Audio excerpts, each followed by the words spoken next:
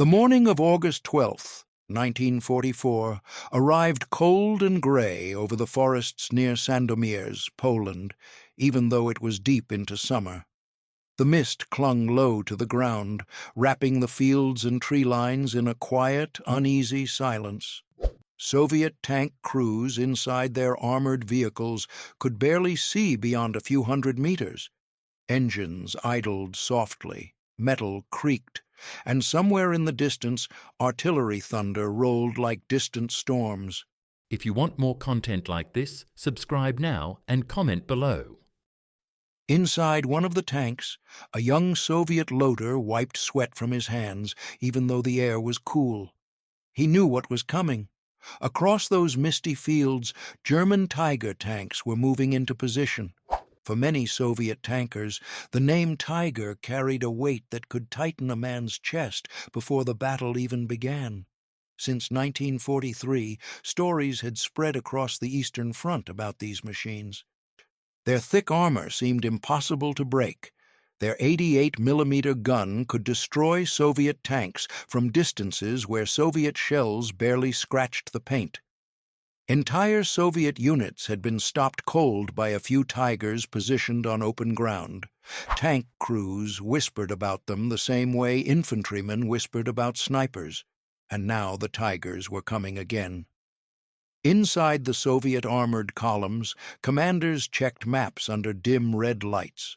Radios crackled. Orders were repeated again and again. The First Ukrainian Front, led by Marshal Ivan Konev, had pushed deep into Poland after the massive Lvov-Sandomierz offensive earlier that summer. Soviet forces had crossed the Vistula River and established a bridgehead near the town of Sandomierz. It was a dangerous foothold. If they could hold it, they would have a direct path into Germany. If they lost it, months of hard fighting would mean nothing. The Germans understood that danger very clearly. Adolf Hitler personally ordered a powerful counterattack. German armored divisions were rushed to the area, including some of the most feared machines still fighting on the Eastern Front. Among them were Tiger IIs, the newest and heaviest tanks Germany had built. Soldiers called them Königstiger, the King Tiger. They were massive, nearly 70 tons of steel. Their frontal armor was so thick that many Allied guns could not penetrate it at all. Their long 88mm KWK-43 cannon could destroy enemy tanks at extreme ranges. To the Soviet tankers waiting near Sandomierz, the message was simple. If the Tigers reached their lines and began firing first, the bridgehead might collapse. Many Soviet tank crews expected the worst. But something had changed on the battlefield. Inside several Soviet heavy tank regiments waiting behind the lines sat a machine that most German crews had not yet fully faced. Its turret was large and rounded. Its hull looked rough and brutal, like a block of raw steel hammered into shape. And mounted on its front was a gun so large it almost looked oversized for the tank itself. This was the IS-2, short for Iosif Stalin II, the newest Soviet heavy tank. At first glance, the IS-2 did not look as refined as the German Tigers. German tanks often appeared precise and engineered like fine machines. The IS-2 looked more like a weapon built with one purpose only: to smash anything in its path. Its 122mm D-25T cannon fired shells nearly the size of a man's forearm. Each round weighed more than 25 kilograms. When that shell struck armor, the result was violent. Even if it did not penetrate, the force alone could break internal parts, crack welds, and injure crews inside. But the IS-2 also had weaknesses. Its gun loaded slowly. Because the ammunition was large and separate loaded, a skilled crew might fire only 2 or 3 rounds per minute. In tank combat, seconds mattered. German Tigers could often fire faster and with deadly accuracy. If a Tiger crew spotted an IS-2 first, the Soviet tank could be destroyed before it even returned fire. That morning near Sandomierz, Both sides knew this truth. Inside the German armored columns moving toward the bridgehead, crews felt confident.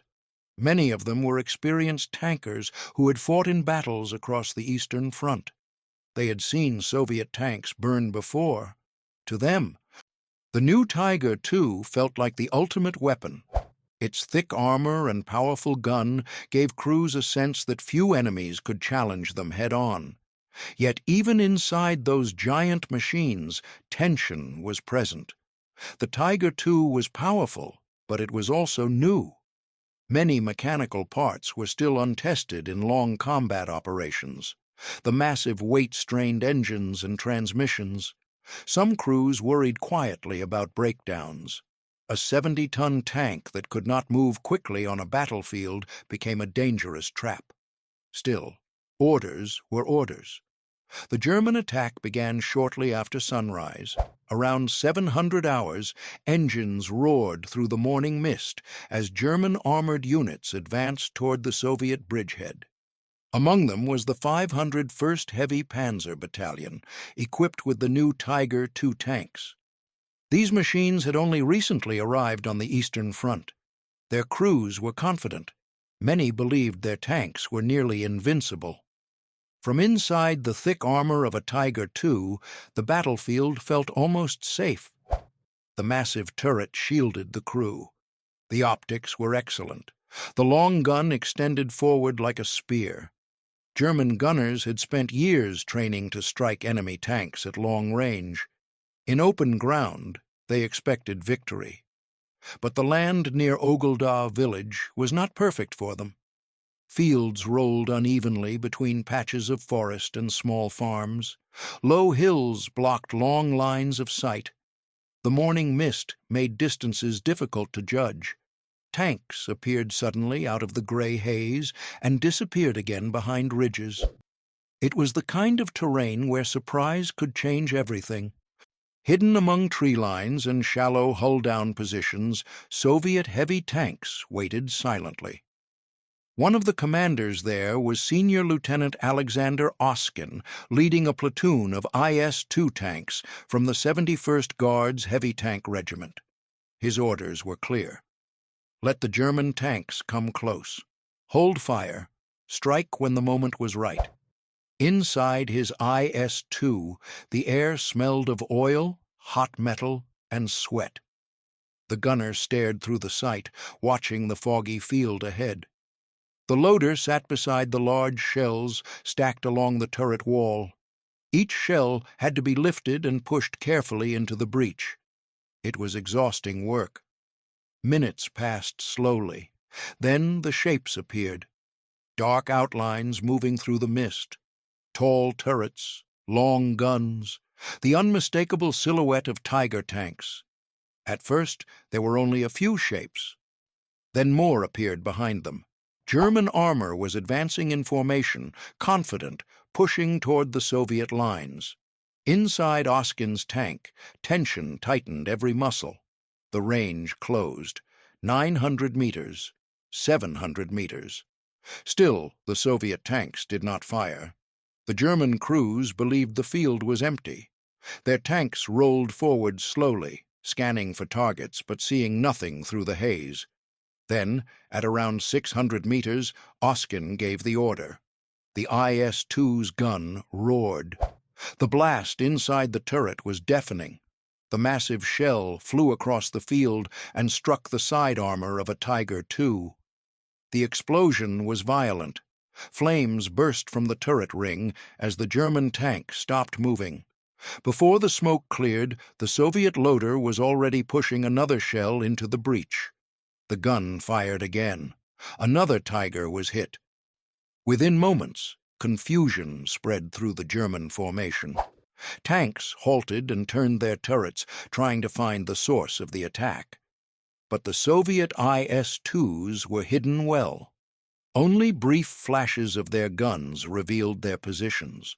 For the first time, some German crews realized something shocking. Their armor was not safe. The 122 mm shells slammed into the Tigers with brutal force. One German tank had its turret jammed by the impact, even though the shell did not fully penetrate. Another burst into flames when a round struck its ammunition storage. The battlefield erupted into chaos. German gunners fired back quickly. Their 88mm guns cracked through the fog, sending armor-piercing shells toward the Soviet positions. One Soviet tank was hit and disabled. Another took a shell that smashed part of its turret. But the IS-2s continued firing, their massive guns thundering across the field. In only a short engagement, several German tanks were destroyed or abandoned. The battle near Ogledow became one of the first moments where the powerful Tiger II met the Soviet IS-2 in real combat, and the results shocked many German commanders. For years, German heavy tanks had dominated tank battles. Now they faced an enemy gun powerful enough to challenge them directly. The Soviet crews felt it too. Inside those IS-2s, men who once feared the Tigers now saw them burning in the fields. The psychological balance of tank warfare on the Eastern Front was beginning to shift. But this moment had not come easily. The development of the IS-2 was the result of painful lessons learned over years of war.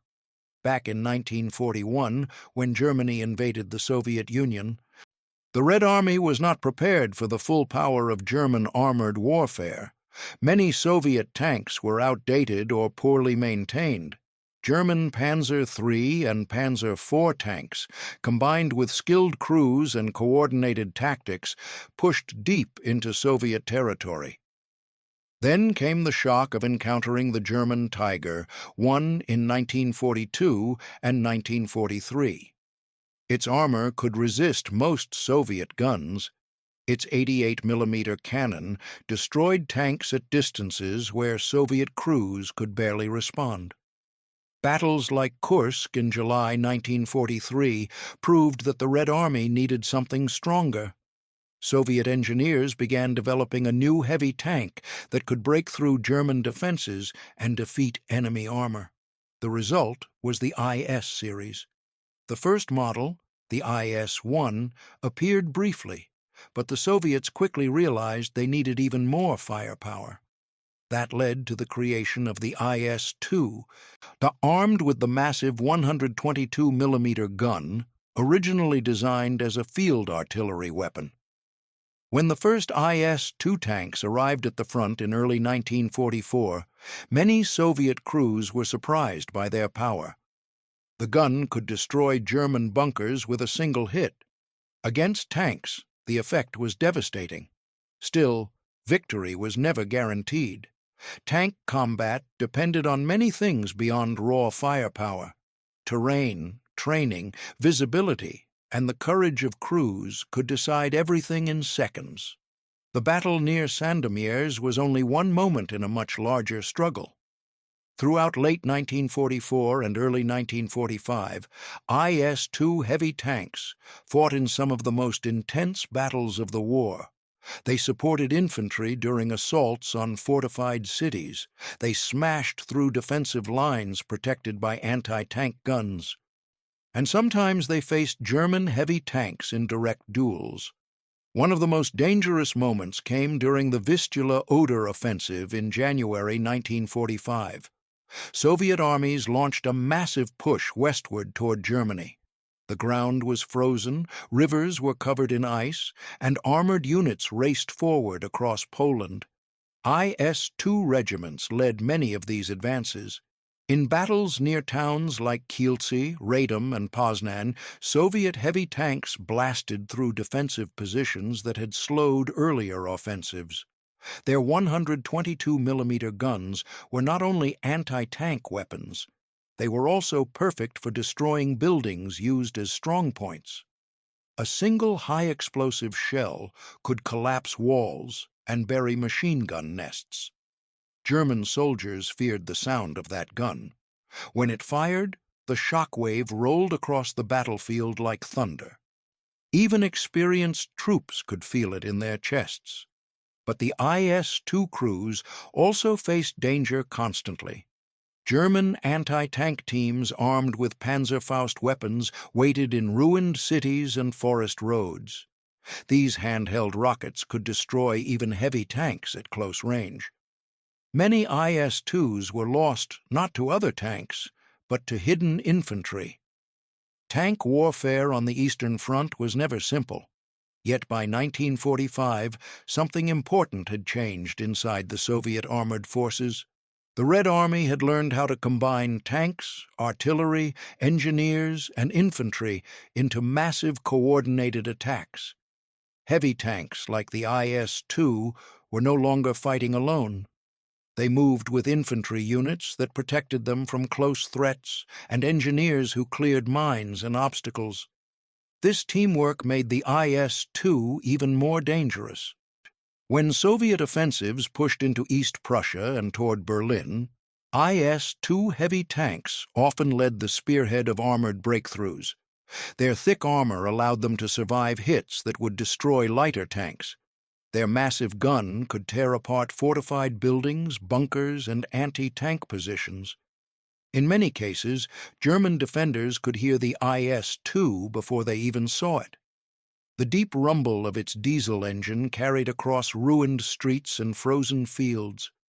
Then came the thunder of the gun. By the spring of 1945, IS-2 tanks rolled into the outskirts of Berlin. Streets were narrow and filled with rubble. Buildings burned. German defenders fought from basements and barricades. The heavy tanks advanced slowly, supporting infantry step by step through the shattered city. Each shot from their massive guns blasted apart barricades and strongpoints. For many Soviet crews, the long war that began in 1941 was finally ending in the ruins of the German capital. Looking back at battles like the one near Sandomierz, it becomes clear how important those early encounters were. They proved something that many tank crews on both sides had slowly begun to realize. No tank was invincible. The Tiger was still a dangerous enemy.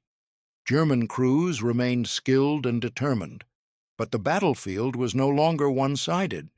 Steel met steel on more equal terms, and on that misty morning in August 1944, when Soviet tankers watched the silhouettes of Tigers emerging from the fog, many expected the same old story. They believed those German machines might break them again. Instead, the thunder of the IS-2's 122-millimeter gun echoed across the fields, and the Tigers began to burn. If you want more content like this, subscribe now and comment below.